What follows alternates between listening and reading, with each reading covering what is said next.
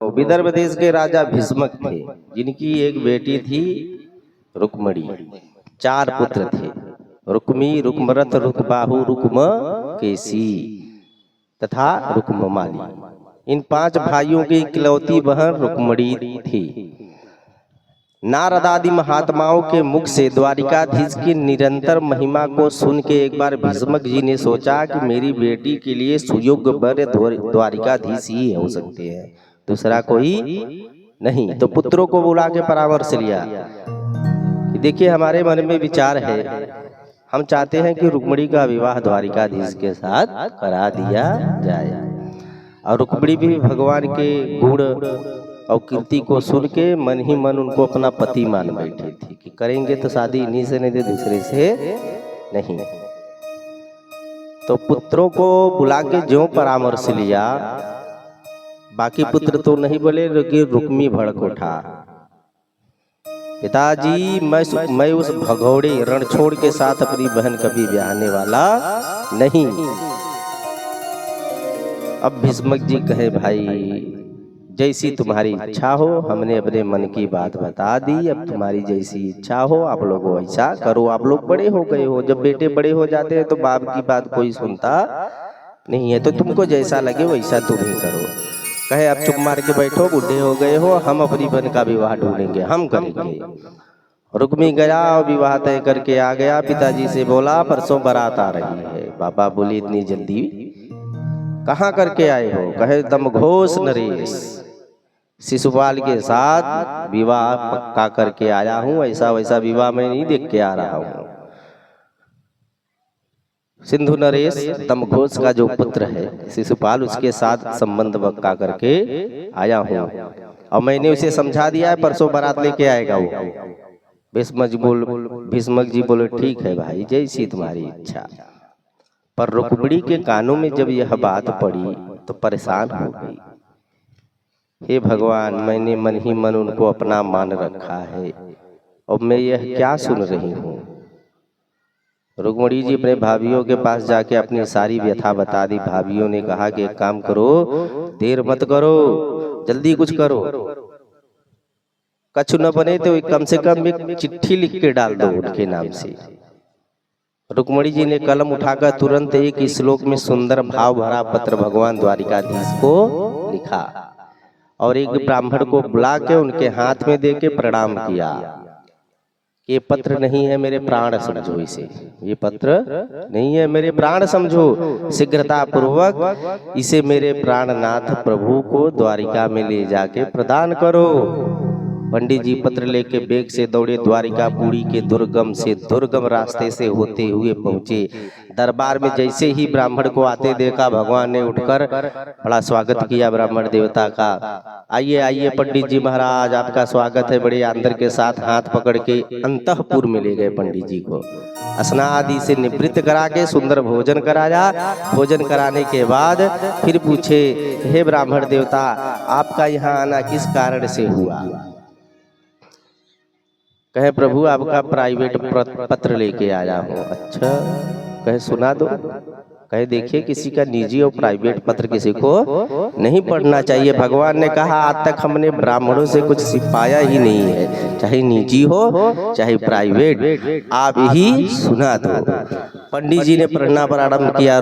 रुक्मिणी ने पत्र में लिखा था, श्रुत्वा गुणान् भुवन सुंदरणं सोणतां ते निर्वीर्यः क्रवणे विहरे यतांगम रूपम दृशा दृश्यतां खिललाभार्थम तदच्युत विसति ही चित्रपत्रम में। रुक्मिणी ने लिखा, 2 संबोधन किए, हे अच्युत, हे त्रिभुवन सुंदर, मैंने आपको आज तक नहीं देखा है, लेकिन आपके नाम और आपकी कीर्ति को सुन के मैंने आपको मन ही मन अपना पतिवर लिया है। परसों मेरी बारात आने वाली है, यदि आप नहीं आए हमें लेने तो हम ये सौगंध खाती हैं कि हम प्राण दे देंगे, लेकिन शादी करेंगे तो सिर्फ आपसे। इसलिए आप आइए कहीं शेर के भाग को गीदड़ न उठा ले जाए, इसलिए हे प्रभु जैसा आपको अच्छा लगे आप आइए। तो रुक्मिणी कहती है प्रभु ऐसा मत करना, मेरे भाइयों का वध करके मुझे यहाँ से मत ले जाना, फिर आप मुझे लेने आए तो ये मत करना। इसका एक उपाय है। कहें क्या? कहें हमारी कुल परंपरा है। चिट्ठी पंडित जी सब सुना रहे हैं कि हमारी कुल परंपरा है। परंपरा अनुसार जब कन्या का विवाह होता है तो कन्या विवाह के समय गिरिजा पूजन करने जाती है मंदिर में। उस परंपरा के द्वारा मैं सखियों के साथ जाऊंगी तो उसी मंदिर में आप दर्शन देने पधारिएगा महाराज, सारी बात बन जाएगी, कोई झगड़ा नहीं होगा, आपस में कोई मनमुटाव नहीं होगा। यदि आप नहीं आए तो मैं अपने प्राणों को त्याग दूंगी, विवाह करूंगी तो केवल आपसे। पूरा पत्र ब्राह्मण ने सुना दिया। भगवान पत्र सुनकर मुस्कुराए, पंडित जी जो स्थिति उधर है वो स्थिति इधर भी है। कहें कैसे महाराज? कहें हम भी रुक्मिणी के रूप सौंदर्य की महिमा जब सुनते हैं तो आजकल रुक्मिणी के बारे में हम भी दिन भर सोचते रहते हैं। भगवान बोले संत ब्राह्मणों से रुक्मिणी के सौंदर्य की महिमा सुन सुन के हम भी पागल रहते हैं उनके लिए। कभी रात रात भर नींद नहीं आती हमें, जागरण में ही रात्रि कटता है। तथा हमी तत्चित्रो निद्रा न लभे निशिम, वेदा हम रुक्मिणाम द्वेषान मुदद्वाहो निवारितः। भगवान ने कहा कि मेरी भी वही गति है। तुरंत पंडित जी का हाथ पकड़े, रथ निकाले और घोड़ों के साथ रथ को बांध के पंडित जी को रथ पे बैठा के जो है जोर से घोड़ा वायु वेग में हाँक दिए। प्रभु इतने में बलराम आ गए। देखिए भैया इतनी रात को कहाँ जा रहे हैं? बुला के पार्षदों से पूछा कहाँ जा रहे हैं? कहे महाराज जी एक पंडित जी आए थे, अंतःपुर में साथ में गए, अब अंदर क्या क्या बातें हुई ये मुझे मालूम नहीं है। बाहर निकले तो रथ पे बैठे नजर आए, दिखाई पड़े, बाद में आगे सीधे रथ पे बैठ गए। और कहाँ जा रहे हैं, क्यों जा रहे हैं, क्या कार्यक्रम है, किसी को कुछ पता नहीं। दाऊ जी बोले पंडित जी कुंडनपुर से आए थे ना? कहे हाँ। कहे अब तो मुझे सारी बात पता चल गई है। परसों कुंडलपुर में राजकुमारी रुक्मिणी का विवाह होना सुनिश्चित हुआ है। लगता है हमारा कन्हैया वहीं पे गया है? इसका मतलब दाल में कुछ काला है। अब तुम जल्दी बाराती तुम लोग बनो, हम भी चलेंगे। दाऊ जी कन्हैया के प्रति वात्सल्य भाव रखते हैं, इसलिए सोचते हैं कि कहीं मेरा कन्हैया किसी झंझट में न पड़ जाए, इसलिए आज पूरी अक्षौड़ी सेना लेके साथ में चल रहे हैं कि कुछ रास्ते में हुआ तो लड़भिड़ लेंगे, देखा जाएगा। हल मूसल संभाले और चल दिए। सवेरे होते होते प्रभु कुंडनपुर उधर पहुंच गए। भगवान बोले पंडित जी कुंडनपुर आ गया है, अब जाके रुक्मिणी को खबर कर दो, हम इसी मंदिर में उनका इंतजार कर रहे हैं। और जैसे ही पंडित जी पहुंचे, रुक्मिणी ने जैसे ही पंडित जी को आते देखा तो बड़ा साहस हुआ, क्योंकि पंडित हंसते हंसते चले आ रहे थे भागे भागे। तो रुक्मिणी ने सोचा लगता है काम बन गया है, कोई खबर लेने जावे और खबर लेके कोई हंसते हंसते आवे तो जान जाओ कि पूरा खबर काम हो गया। यदि कहीं मुंह लटका के आ जाए तो समझो काम नहीं हुआ। तो रुक्मिणी को लगा कि जैसे हमारा काम बन गया है। तुरंत और इधर बाराती शिशुपाल बारात लेके भी आ चला है। अब तो वो रुक्मिणी जी घबराई कि हे मातेश्वरी, हे गिरिजा मैया, हे रुद्राणी भवानी, आपके मैंने बहुत सेवा की है, आपकी मैंने बहुत सेवा की, आज मुझे अपने समस्त व्रत और उपवासों का फल चाहिए आपसे।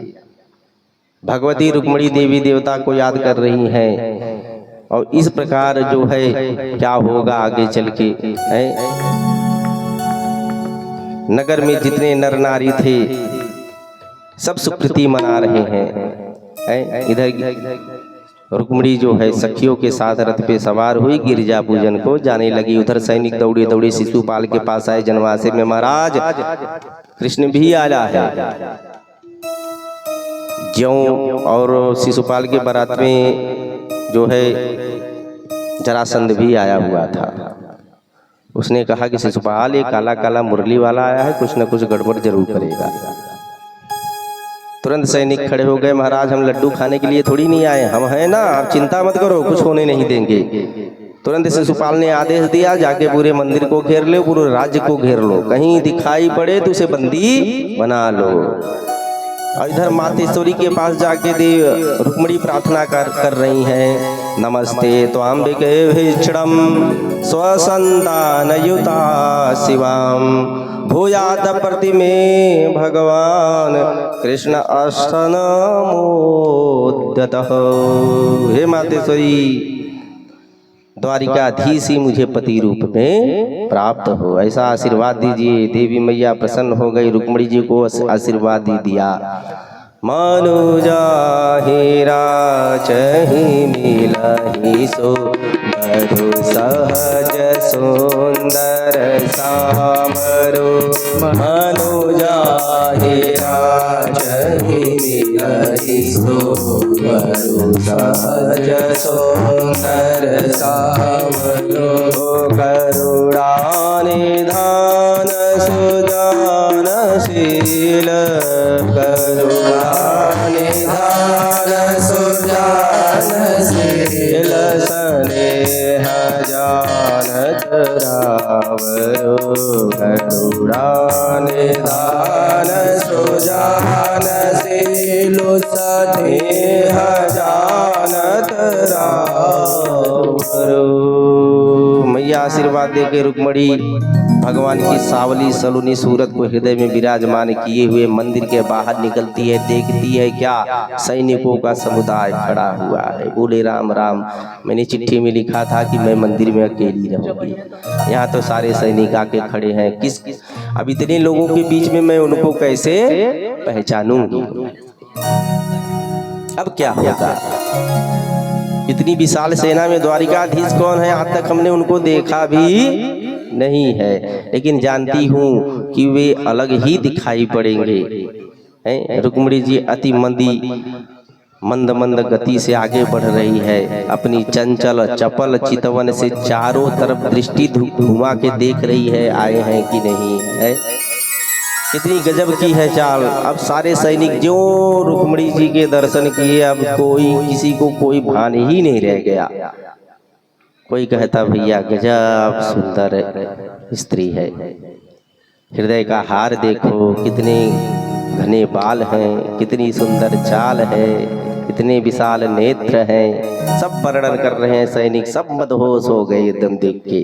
सब सैनिक रुक्मिणी जी के सौंदर्य का वर्णन किए जा रहे हैं। भगवान सावधान बीचों बीच खड़े हैं ले जाने के लिए। 100 सैनिकों के बगल में आके खड़े हो गए। सैनिकों की दृष्टि रुक्मिणी पे पड़ी थी।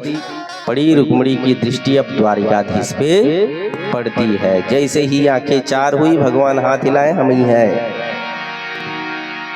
भगवान द्वारिकाधीश हाथ हिलाकर कहा, घबराइए मत देवी, हम ही हैं। मंद मंद मुस्कुराते हुए माधव हाथ हिलाते हुए देखा, रुक्मिणी के आनंद का कोई पारावार ही नहीं रहा। एक दृष्टि में पहचान गई, मुख पे मुस्कान छा गई। जब रुक्मिणी की मुस्कान सैनिकों ने देखा तो बाकी के होश जो बचे थे वो भी उड़ गए। भगवान सबके बीचों ही बीच आगे बढ़े और रुक्मिणी जी के हाथ पकड़ के धीरे धीरे ले जाके रथ पे चढ़ गए। सैनिक देख के एकदम मदहोश है, उन्हें कोई सूझे नहीं कि हम काहे के लिए यहाँ पे खड़े हैं। कोई कहता भैया कितना सुंदर रथ है, कितना बढ़िया घोड़े हैं। अरे कहे तो रथ की बात करता है, देख कितना सुंदर जोड़ा जा रहा है। आए हैं रक्षा